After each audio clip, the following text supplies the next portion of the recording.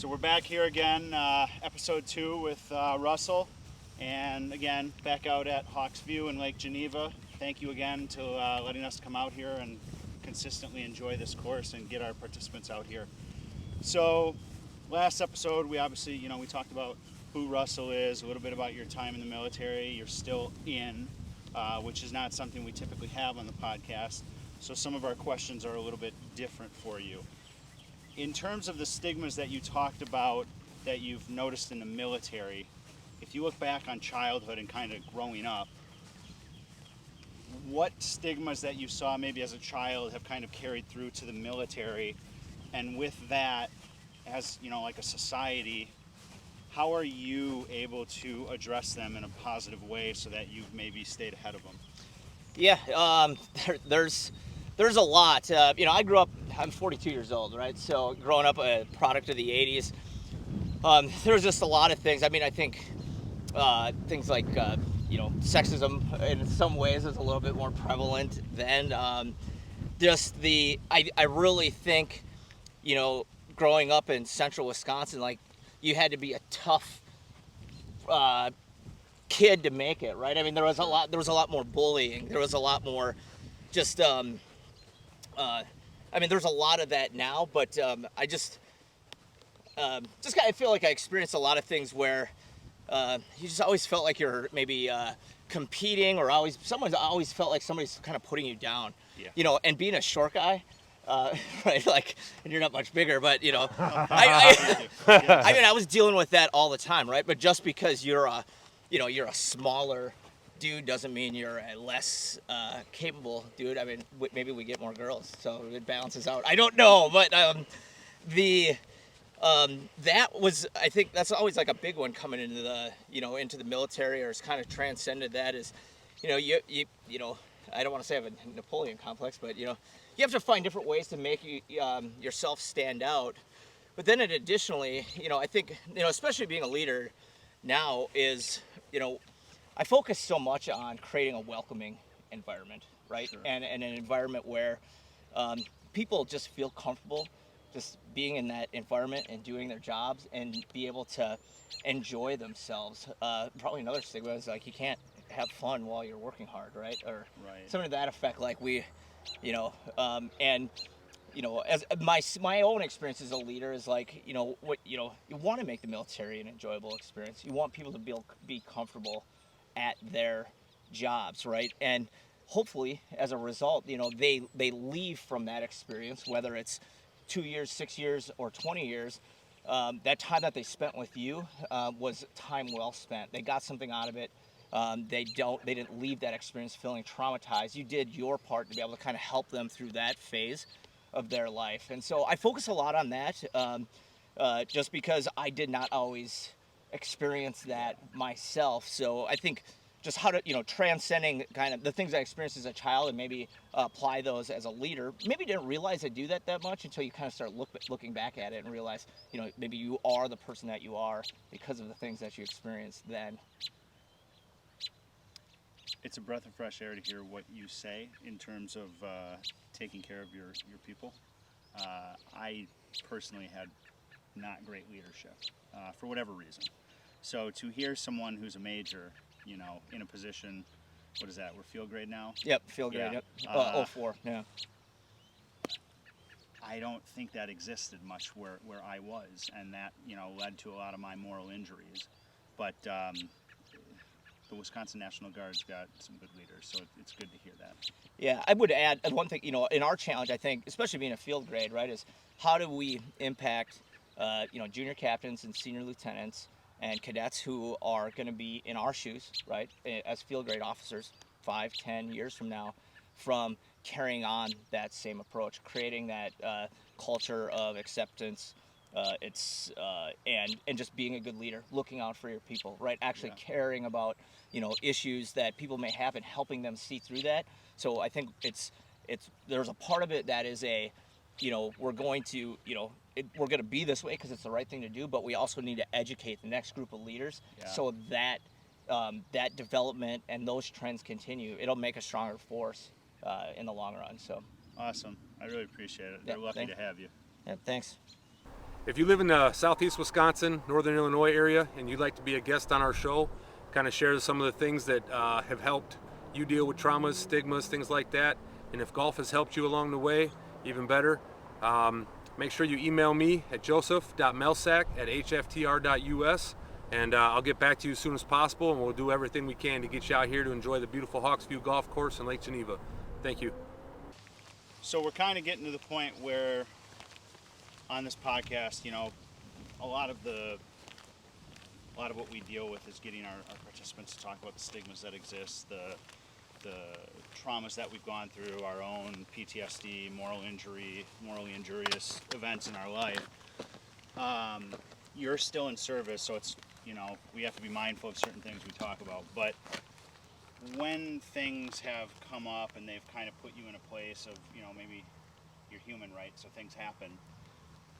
What was your aha moment when it was like, all right, maybe something was going on and I've been buying into these stigmas and not addressing my own traumas, or maybe a suicide happened close, you know, and you want to do what most of us maybe do, which is like isolate and numb and go to alcohol or drugs.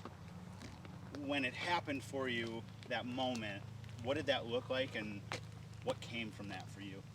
Yeah, so my aha moment was actually a really long time ago. It happened in 2007, and it was shortly after I graduated college. And I went through a period of my life where I was battling a severe bout of depression, right? Okay. And it's kind of an odd point in your life to maybe encounter something like that when I was essentially happily married. My daughter was just born. I, you know, was a fairly newly commissioned officer, and I didn't realize that I was kind of going down a negative spiral until my spouse at the time, who I'm no longer with, kind of, you know, confronted me with that directly and started saying, I think I was in denial, right, that I like had depression, right? I didn't even realize I had depression. Just everything for me, I just started to recognize like there was a lot of things that were frustrating me, a lot of things that were causing me anger, and at the time I had not experienced like a traumatic event. I don't know what had triggered that in me, but I listened.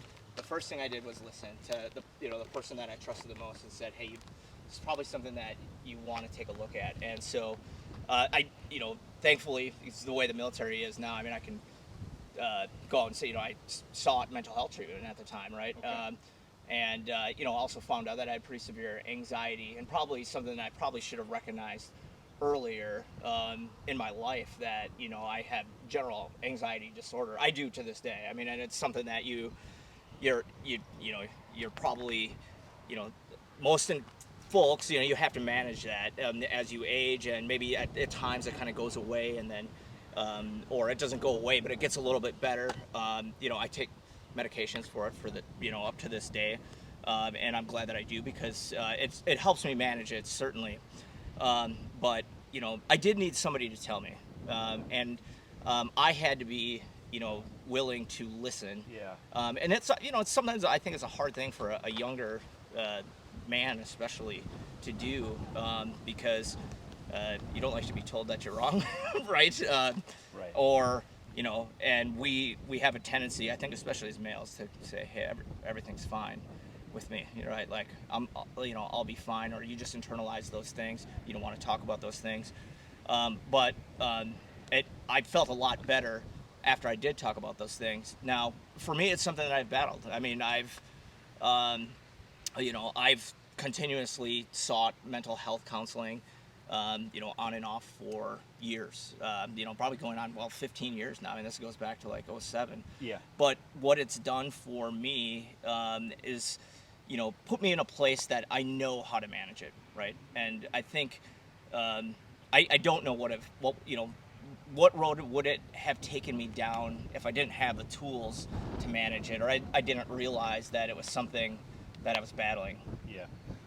Side question, you just mentioned, you have the tools to manage it. Beyond like medication, what's like your go-to for managing for you? Well, I will say probably number one is the golf course. Okay. But I find things in life that, maybe distract me from the things that, cause me anxiety or put me in those negative places. Staying active, and I get it, I look a little bit like a marshmallow, but I do, I do enough to exercise to keep myself feeling good, right? Yeah. I do try to, manage my alcohol consumption. I still have drinks from time to time. I'm not like completely sober or something to that effect. But I think it's, exercising those things in moderation, and then finding those other healthy habits that I can, get my mind focused on other things that I enjoy, spending time with my family, getting out on the golf course. And the other one is probably, recognizing, just being thankful for what I have too, right? I mean, I think part of a lot of the times when I think I dealt with the depression, that when it was at its worst, I think I focused a lot on what I didn't have, right? Yeah. Or the parts of my life that I didn't think were going right at the time. But a part of I think my healing process through that was being able to recognize the things that I do have, right? Yeah. My gratitude. health, right? And so it's perspective, and I think it sometimes it's hard to learn how to either gain perspective or be able to alter or change your perspective to recognize what all the good things that you have going on in your life. And be thankful for those types of things, and sometimes it just makes that whole process easier. I really appreciate you opening up, because it's not easy, right? You hardly know us. We've just met recently, so this is what it's about, though, right? Like, Yeah, absolutely. being comfortable talking about our traumas, especially for men. And I can only speak because I'm a guy, right? Like, men and women deal with this, but I think a lot of times, like you said, a lot of things get placed on our shoulders because we're this thing, right? And being able to own it and talk about it is really important. So thank you for opening up about it. Yeah, absolutely, Matt. Thanks. So if you're a vet or a first responder and you want to come to a golf camp, come to be at one of the Next 18 events, all you need to do is go online to next18.org. You can find us on Facebook, you can find us on LinkedIn, and you can find us on Instagram currently. All of those resources have links to get to our website to find our application page. Or you can reach out to me, Matt, M-A-T-T, at next18.org. I can give you any information you need. We would love to have you at a camp. And I realize you might be asking yourself, yeah, we're going to go play golf. Do I really want to deal with my mental health? Do I really want to deal with some of these things that I'm not a fan of dealing with? I think you should come here, you should get the resources, and just be open-minded to maybe living a healthier, happier life. These guys are having a great time. So you started briefly talking about one of your coping mechanisms, right, for mental health has been golf. So let's dive into that a little bit deeper. How has the game of golf been there for you? It's probably immeasurable, to be perfectly honest. The golf course is it's a place for me to, I think, make peace with myself, make peace with God, challenge myself, and then take my mind off of, maybe the things in the world that I don't like happening, or, it's a healthy escape, right, from, maybe some of life's less desirable times or effects. And it doesn't mean you can run from your responsibilities, of course, but, I reference it, actually, on my introductory video to my own YouTube channel. And the reason I created the YouTube channel was to focus on something positive, right? And focus on something other than all the negativity that I feel like you see in social media or the news, or and it just as a middle-aged man that just I don't have a lot of interest in that type of all the negativity. So the golf courses, I think, is a place for me to be able to, enjoy nature, um, and challenge myself. Help me stay fit to a degree. I mean, there's probably, other things that you can do that would get you even more healthy, of course. Sure, But sure. it's hard to explain. Most of the audience probably, someone who maybe has an interest in the game, but in some cases maybe doesn't or hasn't played golf a lot. But there is something about golf that is extremely peaceful. At times it can be extremely frustrating, as we all know, for Yeah. those who play a lot. But um, it's it's so I wish I could explain it. I mean, it's just it. I feel better when I'm there, right? And I can focus on the next shot, rather than be focusing or being thinking about something that's negative too much, or right, or getting falling into a rabbit hole about something that maybe isn't that important. I can fall into a rabbit hole in terms of why I three putted the previous hole from 15 feet like I just did. So Sure, sure. Yeah, yeah. Have you ever noticed anything like, one of the things we teach at our camp is like breath work or like mindfulness, right? The game of golf is very, if you have a pre-shot routine, you're doing the same thing over and over. You're aware of your setup, you're aware of, how you grip the club every time you're doing the same thing. Breath work, it's very much Yeah. like do the breathing before you hit the ball, so you're not like pulling the trigger, right? Breathe and then execute. yeah, that's a huge part of it. My friends actually make fun of me for I talk to myself before my shots, but I kind of have a pre-shot checklist, right? And there is something that is a little bit therapeutic for that. One, it helps me hopefully hit a bit better of a golf shot. One thing I say a lot is tempo, tempo, tempo, because I have an issue with Yeah. not maintaining my tempo on golf shots, right? But I'll think about all the aspects before the shot, right? Like, okay, 15-mile-an-hour wind in the face. The greens are soft today, right? So you don't plan on much rollout or something to that effect. And I just, it's all those different shots and kind of the repetition of that process that helps keep your mind occupied, right? Sure. And just and then you get to do it in this beautiful environment. I mean, this course is Yeah. especially beautiful, and so it just the entire experience in itself just becomes therapeutic in a way that's hard to describe unless it's something that you go out and do. Let's go hear you Yeah. tempo tempo. Okay.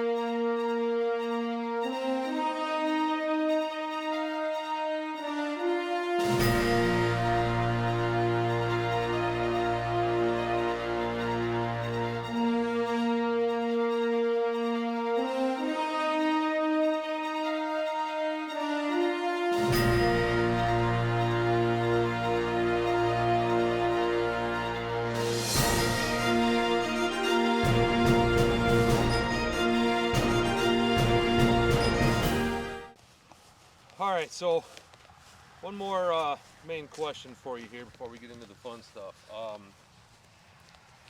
After everything we've talked about, all the things we've gone through, what is something that you would like to tell everybody that's watching at home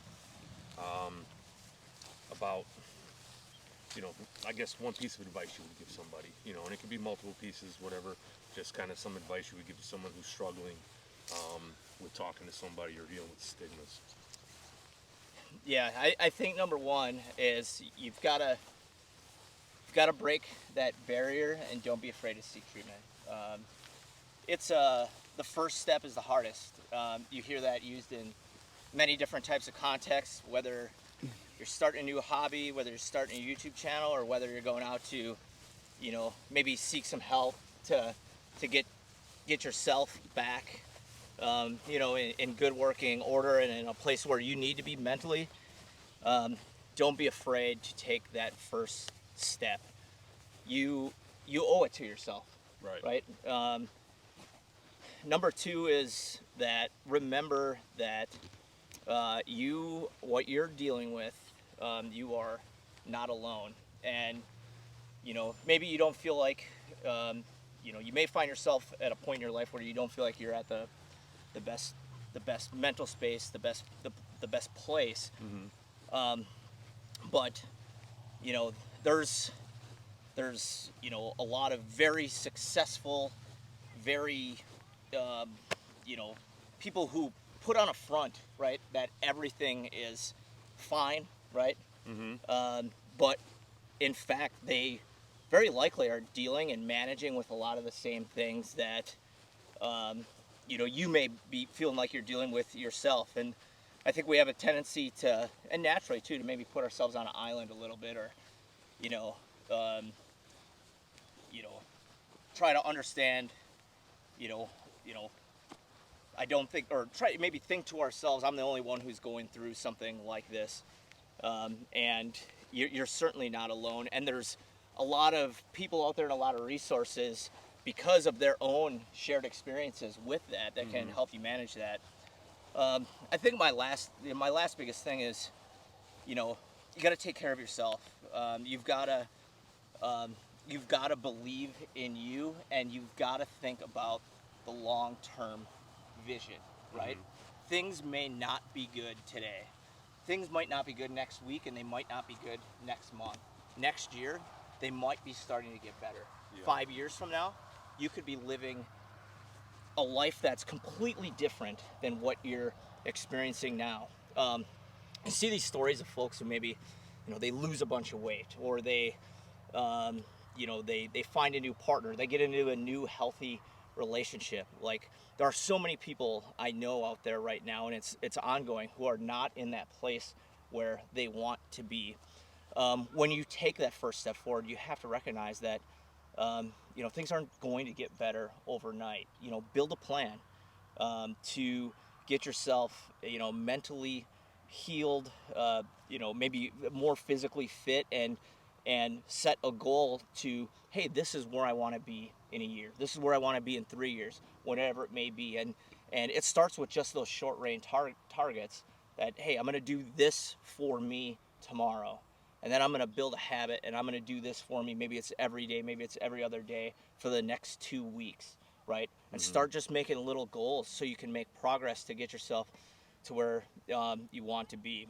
I think, you know, we've all, you know, whether it's folks at home, or, you know, it's you guys who have also served, that, you know, we've seen people go down the wrong path and maybe not be able to come back from it. But we've seen also so many people that have been able to turn it around, right? And you know, there's you know, it's, nobody's going to be able to, you know, drag you to, you know, the door to seek that treatment or seek that help, whatever you need to do. But I'm telling you, if you feel like it's time, or if you don't feel right, really start thinking hard about how you're going to take that next step. We may have an incoming golf ball here. Okay, I think we're safe. Just go down on camera. Yeah, and so, and I, you know, I know we've got the quick round, but, you know, again, I just really want to thank you guys for the opportunity to talk about these things. I appreciate it. It's such an honor to work with soldiers, you know, especially after being in for 22 years, and you know, being 42, and just being able to have the impact on young people's lives, especially, and I think help them. I have this conversation with a lot of people on a lot of occasions. It is a conversation that, of course, I take very seriously, but it's a conversation that I love to have, because we weren't having it 20 years ago. We weren't having it 15 years ago, right? And because of the stigmas that existed. And so the fact that you guys are, you know, have this platform, bringing us together, and, you know, incorporating the game of golf into it is awesome. It's just an honor to be a part of it. So thank you. Yeah, and it's insane because it's become such a world stage type of topic. So much as, I know Matt shared something the other day, and I happened to see it. I watch UFC very regularly, and Patty Pillman lost a friend overnight and used his stage after his fight to address that suicide, and, you know, for men to talk to somebody. And as much as I respect what he did, and I don't know, the chances of him seeing this are probably slim to none, but it was awesome. However, you know, he did mention, you know, women talk and women have that platform, but especially with military veterans, you know, it doesn't matter if you're a man or a woman. The stigmas are so beat into your brain that, you know, it's not everybody has somebody to talk about. Yes, women have their friends, men have their friends, and yeah, we have this stigma about us that we got to be manly, right? But women go through the same things. You know, I've known a lot of people who suffer from depression that are women that still can't talk about it with their friends. because in their case, they're more afraid to be judged by their friends than anything, just like we are, right? It goes both ways. Absolutely. So, it's amazing that it's taken a world stage, and more people are getting to see that than obviously probably will see this, but hopefully everybody that sees this maybe touches somebody else's life and helps them break down the stigmas. And if we help one person, we've said it since the beginning, it's worth every second. Yeah, So, absolutely. awesome, man. Hey, Yeah. appreciate you again. Thanks, and Joe. We'll be playing some more golf, so stay tuned. Let's get after it. Hey, first off, I just want to say thanks to the guys, Healing from the Rough and the Next 18, for this awesome opportunity. I myself am a YouTuber, and you can check my channel out. It's called The Back 9. That's The Back, and then the number 9. A small channel, just going out, having fun in a lot of ways, just keeping it positive, playing golf, having a good time. Appreciate it if you check it out. And guys, thanks again. This is awesome. It's great having Hell you. yeah. Thanks. Appreciate you coming on. Thank you. So, I did just beat Joe right here, but I was a witness. Yeah, I can attest. so we've had a really great time with you over the last 2 podcasts. We really appreciate you coming out. Thanks again to Hawks View, obviously, Lake Geneva. This is an amazing course. It was great to finally see the front 9. So we're going to do our speed round here, and we're going to ask you a handful of questions. First response, just go with it. I got to be honest, I'm a little nervous for this, so we're going to see how this We're goes. going to get you in big trouble right now. Yeah, Ready? okay. All right, so talking or texting? Texting. Last song you downloaded? It's by the Deftones, and Genesis, Deftones. You answered it quicker than me. Good job. Favorite holiday? Ooh, Christmas, How long does it take you to get ready in the morning? 10 minutes. Is it wrong for a vegetarian to eat animal crackers? No. Place you most want to travel? Italy. Favorite food? Avocados. Oh, I was waiting for Italian there. Say a word in Spanish. Bueno. Socks with sandals, yes or no? Yes. Is double dipping at a party ever acceptable? Of course, yeah. Don't go to the party if you don't expect double dipping. Okay. Godfather or Scarface? Godfather. On a scale out of 1 to 10, how good are your wiffle ball skills? Probably 0. Oh, it's 1 to 10? Yeah, 1. one. Yeah. Okay. Actually, I'm not giving myself credit, but okay. We'll give you a 2 then. Yeah, thanks. Cool. All right. Ideal outside temperature? 72. How many stuffed animals are in bed with you at night? 0, unfortunately. Okay. All right. How many spritzes of cologne is too much? How many spritzes of what? Cologne is too much. 2. Okay. Ask for permission or beg for forgiveness? Beg for forgiveness always. What is a triangle with 2 sides called? Rhombus. Okay. Climb a mountain or jump out of a plane? Climb a mountain. Lose your hair or gain 50 pounds? Lose your hair. Bug in your house, set it free or kill it? Set it free. One food you could eat every meal, other than the one you already said is your favorite? Mike and Ike's. Candies. Ooh, okay. Would you fly into space? No. Twizzlers or red vines? Twizzlers. Who inspires you? Gosh. That's it. I wasn't expecting that at the end. Honestly, Tiger Woods. Okay. If you had one course to play, where are you playing? Pebble Beach. Okay. Thank you. It's been a pleasure. Thanks. Man, it was awesome.